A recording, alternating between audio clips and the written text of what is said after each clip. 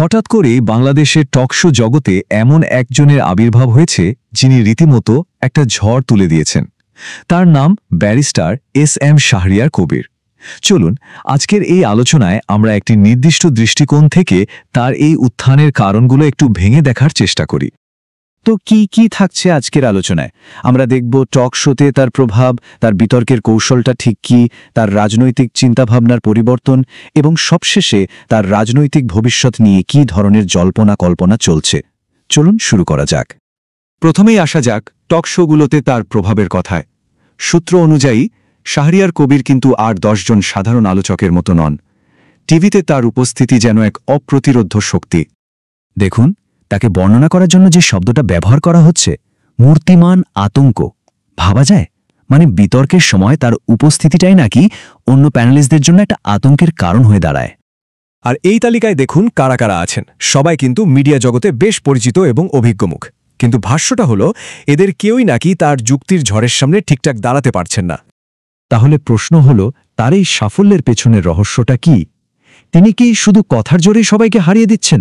না, সূত্র বলছে তার আসল শক্তিটা অন্য জায়গায়, সেটা হলো প্রমাণ।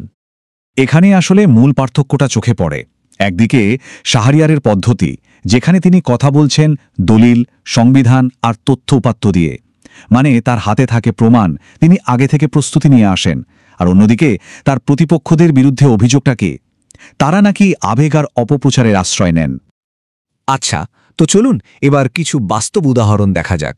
এই যে বলা হচ্ছে তিনি দলিল দিয়ে কথা বলেন, এর কিছু নমুনা তো দেখতে হবে, তাই না? যেমন ধরুন জামায়াত মন্ত্রীর বিতর্কটার কথা। 1971-এর আগের ইতিহাস নিয়ে যখন কথা হচ্ছিল, তখন বলা হচ্ছে শাহরিয়ার নাকি পকেট থেকে পুরনো সব কাগজপত্র, মানে দলিল, বের করে দেখিয়ে দেন, যা দেখে তার প্রতিপক্ষরা তো রীতিমতো অপ্রস্তুত হয়ে পড়েন। আরেকটা ঘটনা তো রীতিমতো দেশ জুড়ে আলোড়ন ফেলে দিয়েছিল।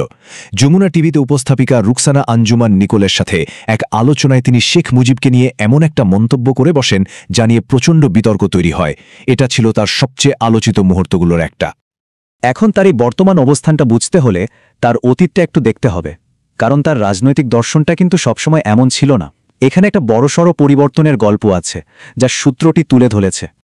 দেখুন, ছাত্র জীবনে তিনি ছিলেন বামপন্থী রাজনীতির একজন সক্রিয় কর্মী, কিন্তু তারপর তিনি পড়াশোনা আর গবেষণার গভীরে ঢোকেন, আর ধীরে ধীরে তার চিন্তাভাবনায় একটা বড় পরিবর্তন আসে।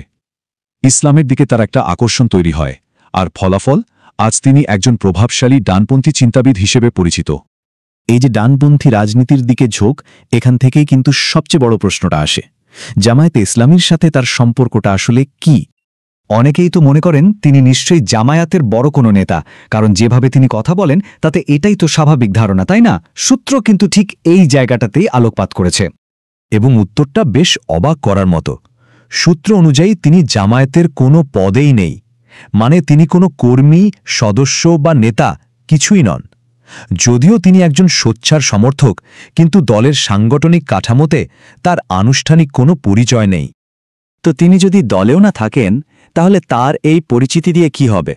আলোচনাটা এখন আর তিনি কে সেটা নিয়ে নয়, বরং তার ভবিষ্যৎ কি তা নিয়ে জল্পনা কল্পনা শুরু হয়েছে। আর সেই জল্পনার কেন্দ্রবিন্দুতে আছে সংসদ। বলা হচ্ছে জামায়াত নাকি তার এই জনপ্রিয়তা আর সংবিধান নিয়ে তার গভীর জ্ঞানকে কাজে লাগাতে চাইছে। তাকে সংসদে পাঠানোর একটা গুঞ্জন শোনা যাচ্ছে, কারণ সংসদে তার মতো একজন সংবিধান বিশেষজ্ঞ থাকাটা দলের জন্য বিরাট একটা ব্যাপার হতে পারে। শুধু তাই নয়, কোন কোন এলাকা থেকে তাকে প্রার্থী করা হতে পারে সেই আলোচনাও কিন্তু চলছে।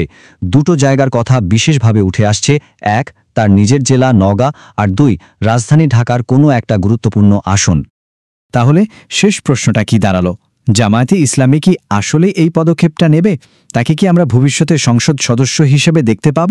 সূত্রটি কিন্তু এই প্রশ্নটা আমাদের ভাবনার জন্যই রেখে দিয়েছে। এই রাজনৈতিক ব্যক্তিত্বের ভবিষ্যৎ কোন দিকে যায় সেটা দেখার জন্য আমাদের হয়তো আরও কিছুদিন অপেক্ষা করতে হবে।